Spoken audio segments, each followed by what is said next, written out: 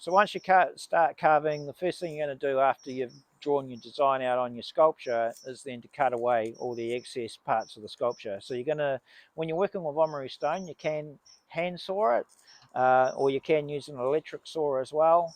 But with the hand saw, I've got here a crosscut saw, and so basically that means if you're pushing or pulling, it's cutting. And so these are much better than just a standard saw.